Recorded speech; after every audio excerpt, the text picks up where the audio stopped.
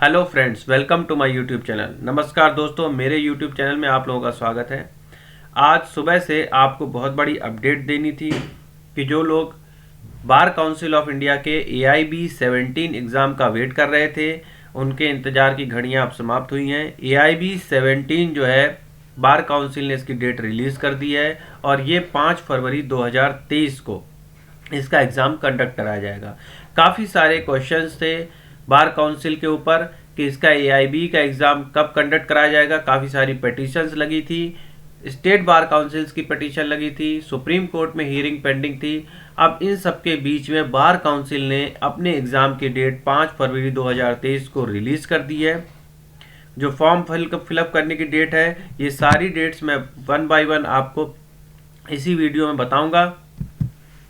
Channel में अंत तक बने रहिए, वीडियो को पूरा एंड तक देखिए। काफ़ी इम्पॉर्टेंट डिस्कशन है, एक भी पॉइंट मिस नहीं होना चाहिए। इससे पहले आपसे एक छोटी सी रिक्वेस्ट है, अगर आपने अभी तक चैनल को सब्सक्राइब नहीं किया है तो चैनल को सब्सक्राइब कर लीजिए। सारी इन्फॉर्मेशन अपडेटेड जो है वो मैं अपने चैनल पर डालता हूँ। और ये कुछ डाउट्स हैं जो लोग पूछते हैं और मैं इनको वन बाय वन करके अपने चैनल में रिलीज़ करता हूँ। तो चलिए देखते हैं बार काउंसिल ने जो है क्या अपडेट्स दी हैं, कब एग्ज़ाम है, फॉर्म फिलअप करने की डेट कब से, एप्लीकेशन फॉर्म कब से फिलअप किए जाएंगे। ये सारी अपडेट वन बाय वन करके हम देखते हैं। AIB 17 से रिलेटेड कुछ क्वेश्चंस हैं लोगों के कि जो फीस है वो कितनी होगी, ऑनलाइन मोड का एग्ज़ाम होगा या ऑफलाइन मोड का एग्ज़ाम होगा, क्या नेगेटिव मार्किंग होगी इसमें या फिर पहले की तरह नहीं होगी, बेयर एक्ट्स अलाउड होंगे या नहीं होंगे। ये सारे डाउट्स एक एक करके हम क्लियर करेंगे आज के अपने इस वीडियो में। तो आपने बिल्कुल सही सुना है, AIB 2022 की रजिस्ट्रेशन की प्रक्रिया शुरू हो गई है। इससे पहले इसमें एक छोटी सी ये है कि अगर जो भी लोग अपने प्रिपरेशन कर रहे हैं, तैयारी करना चाहते हैं और अगर चाहते हैं कि उनकी प्रिपरेशन सही से हो जाए, तो इसमें काफ़ी सारे इंफॉर्मेटिव वीडियोस मैं डालता रहता हूं अपने यूट्यूब चैनल पे। वो हमारे वीडियोस को देख सकते हैं। इसमें CRPC IPC के लॉ की सीरीज़ भी मैंने डाल रखी है। इसके अलावा स्पेसिफिकली AIB से रिलेटेड कुछ लोगों का जो प्रैक्टिस कर रहे हैं उनको टाइम नहीं मिल पाता है, या जो भी है कुछ हायर जुडिशरी की तैयारी कर रहे हैं या कुछ अदर थिंग्स में है, उनको चाहिए कि अगर वो शॉर्ट नोट्स में प्रिपरेशन करना चाहते हैं तो दे कैन कमेंट अस और वो हमें कमेंट कर सकते हैं। उसके लिए मैं प्रेस्क्राइब्ड कोर्स प्रेफर कर दूंगा और काफ़ी शॉर्ट ड्यूरेशन का कोर्स होगा, 10 से 15 दिन का, और उसमें सारा का सारा सिलेबस जो है कि कैसे क्या होता है, एक ब्रीफ आइडिया आपको मिलेगा कि बेयर एक्ट्स के कैसे क्वेश्चंस निकाले जाते हैं, ढूंढे जाते हैं। तो सबसे पहले हम AIB की अपडेट दे देते हैं। तो इसमें जो नोटिफिकेशन है, नोटिफिकेशन की डेट में ये साफ साफ लिखा गया है इसमें कि नोटिफिकेशन में कि जो एग्ज़ाम के जो फॉर्म है, रजिस्ट्रेशन फॉर्म AIB के, वो 13 दिसंबर 2022 से प्रारंभ हो जाएंगे।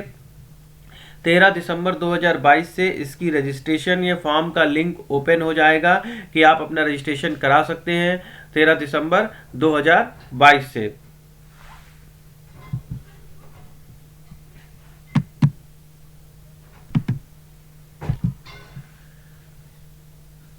इसके बाद इसमें जो 13 दिसंबर 2022 जो है फॉर्म फिलअप करने के बाद है payment through online mode for AIB start from 13 दिसंबर से ही ऑनलाइन मोड पे आप पेमेंट कर सकते हैं। अब रहा बात फीस का कि फ़ीस कितनी होगी। तो पहले जो एग्जामिनेशन फॉर्म फिलअप किए गए थे उनकी फ़ीस 3500 थी फॉर जनरल कैटेगरी और 2500 थी for SC ST and reserve categories.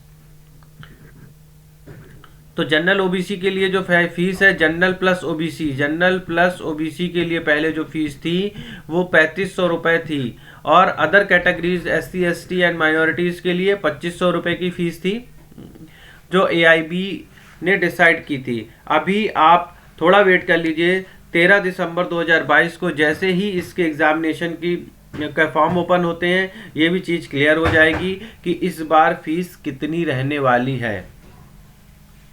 Registration जो है 16 जनवरी 2023 को क्लोज हो जाएगा।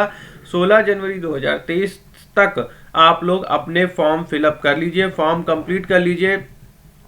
16 जनवरी के बाद फॉर्म नहीं फिल कर पाएंगे पेमेंट का जो आखिरी तारीख है वो 19 जनवरी है। और ऐसा लोग करते हैं कि फॉर्म फिलअप करके छोड़ देते हैं या फॉर्म फिलअप नहीं करते, बोलते हैं 19, तो 19 पेमेंट की डेट है, फॉर्म फिलअप करने की डेट नहीं है। फॉर्म फिलअप करने की लास्ट डेट 16 है। 16 तक जिन्होंने फॉर्म फिल कर लिए ठीक है, अदरवाइज 16 के बाद वो अपना फॉर्म फिल नहीं कर पाएंगे। बिल्कुल क्लियरली मेंशन कर रहा हूँ, 16 के बाद फॉर्म फिलअप नहीं कर पाएंगे। तो फॉर्म फिल हर हाल में आप अपना फॉर्म जो है वो 16 तक फिल कर लीजिए। और आप एक बार में ही चाहे तो 16 तक पेमेंट फॉर्म फिलअप 13 दिसंबर को जैसे ही ओपन होता है, एक महीने का पूरा टाइम है, आप बीच में 10-15 दिन में आप पूरा फॉर्म फिलअप कर लीजिए, पेमेंट कर लीजिए और फ्री हो जाइए। इजीली आप अपनी तैयारी कीजिए।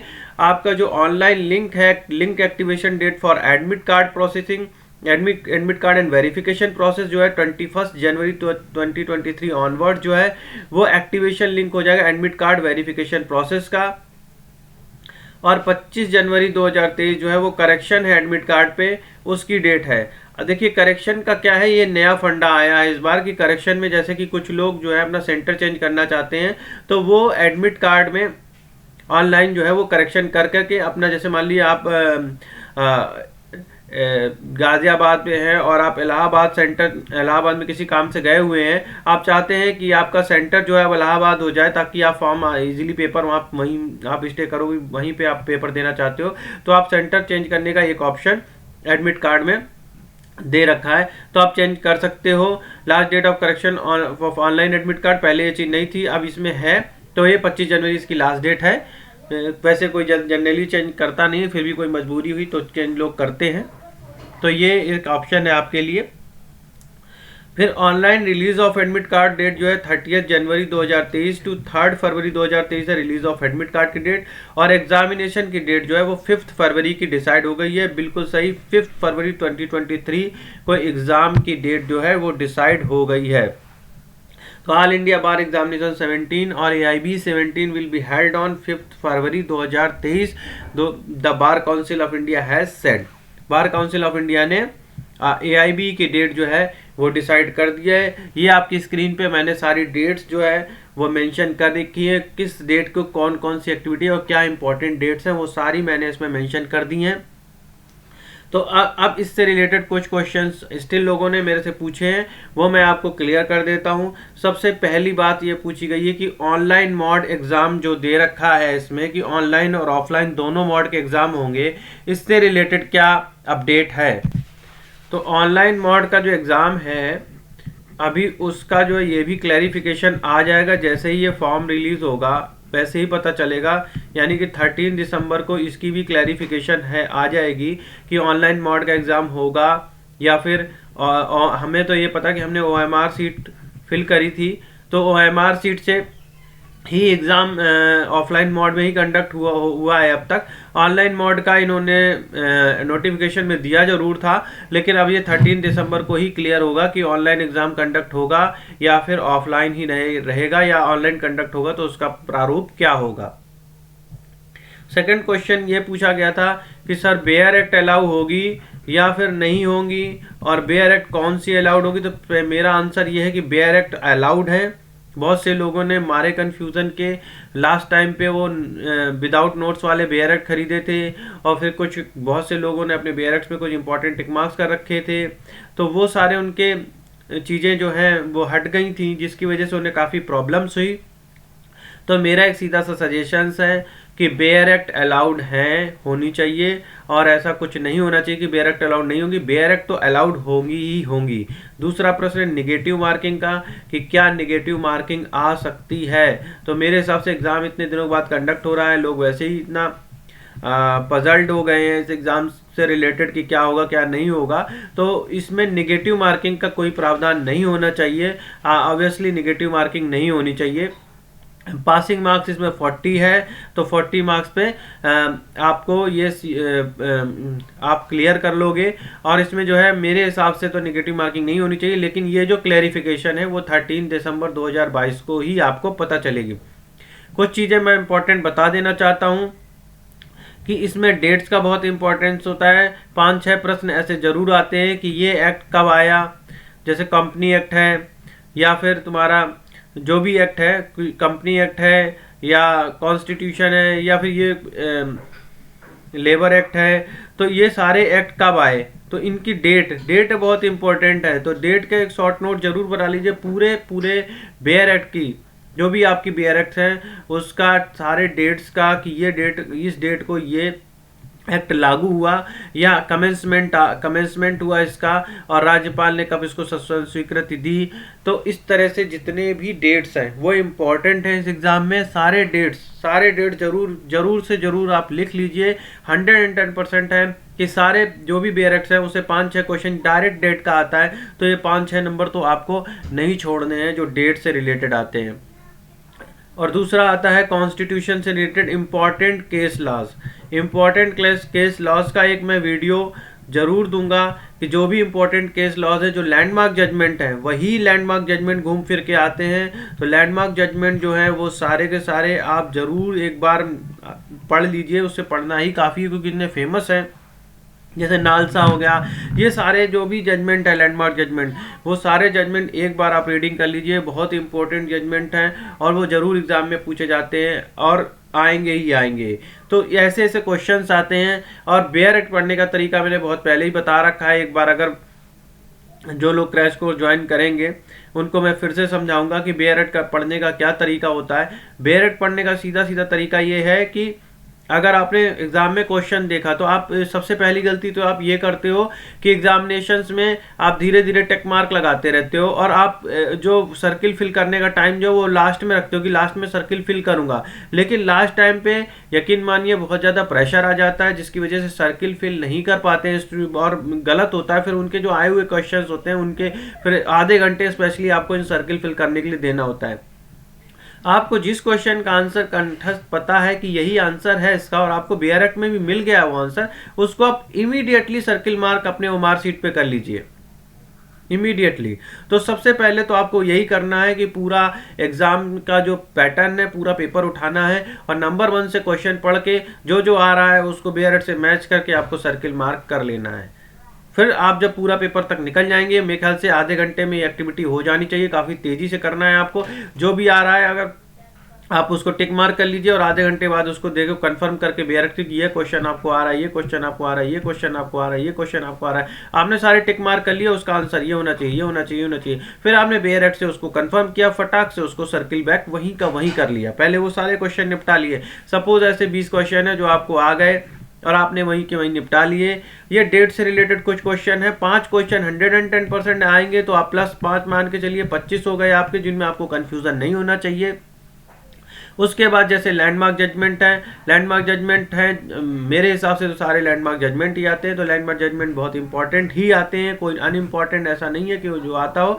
तो जो रिसेंट अनइम्पॉर्टेंट जजमेंट है वो आते हैं, वो आप उनको देख लीजिए, उससे आपका हो गया। किसी एक्स्ट्राऑर्डिनरी कुछ करने की जरूरत नहीं है, इतना ही काफ़ी है। और इंडेक्स हर बार आईपीसी की इंडेक्स, सीआरपीसी की इंडेक्स जरूर से जरूर आप पढ़ लीजिए। आईपीसी सीआरपीसी की इंडेक्स, इसमें मैंने काफ़ी ज़्यादा अपने वीडियोस में बना रखे हैं। जैसे मैंने लिंकिंग मेथड समझा रखा है कि 2, 3, 13 अगर पावर ऑफ कोर्ट्स इस तरह से है, जुरिडिक्शन की बात की गई है तो पावर ऑफ कोर्ट जो जुरिडिक्शन से रिलेटेड जो सेक्शन जो चैप्टर है 2, 3, 13 है और इनके कौन कौन से सेक्शन से कौन कौन से रिलेटेड। तो इस तरह से एक शॉर्ट पिक्चर दिमाग में रखिए, जिससे कि क्या होगा कि आपके जो सेक्शन है उनकी रेंज आपको क्लियर रहेगी। और जब रेंज क्लियर रहेगी, चैप्टर दिमाग में है, तो अपने आप वहीं पे बेयर एक्ट पे आपका हाथ जाएगा, आपको हौच पौच करने की जरूरत नहीं पड़ेगी।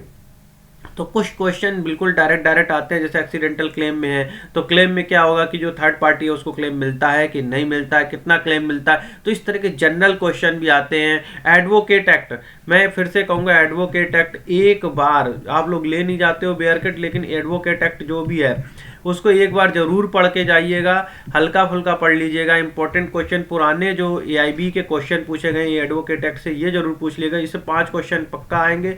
तो 5 क्वेश्चन इससे फंस गए या 2, कम से कम 5 क्वेश्चन या 2 रिलेटेड आ जाते हैं, तो इसमें 25 प्लस 30 हो गया। अब 30 के बाद +10, जो 30 मार्क्स आपको बिना कुछ एफर्ट लगाए, अगर इस तरह से आप ट्रिक्स हैं आप फॉलो करेंगे तो अपने आप आ जाएगा। इसमें 10 क्वेश्चन जो है वो आपके डायरेक्ट देखने पे समझ में आ जाता है कि हाँ ये क्वेश्चन है, डायरेक्ट आता है कि हाँ ये क्वेश्चन इससे रिलेटेड है, और बेअरट में यहाँ मिलेगा। आप इंडेक्स पढ़े होगे आप, तो बड़े इजीली आप फाइंड आउट कर लो। तो 40 में तो कोई चैलेंज नहीं है, आप बड़े इजीली आ जाने चाहिए 40 मार्क्स, तो इतनी टेंशन नहीं होनी चाहिए। बस ये निगेटिव मार्किंग का है, थोड़ा सा निगेटिव मार्किंग नहीं होनी चाहिए। वैसे 13 दिसंबर 2022 को जैसे ही ये फॉर्म रिलीज़ होगा, मैं बाकी के डाउट्स आपके क्लियर कर दूंगा। आई होप आपको वीडियो पसंद आया होगा। अगर आपको वीडियो पसंद आया हो तो आपसे एक रिक्वेस्ट है, मेरे चैनल को लाइक और सब्सक्राइब जरूर कीजिए, ताकि आपको further notifications time to time मिलती रहें। तब तक के लिए thank you for watching us, and आप लोगों के सहयोग के लिए बहुत बहुत धन्यवाद।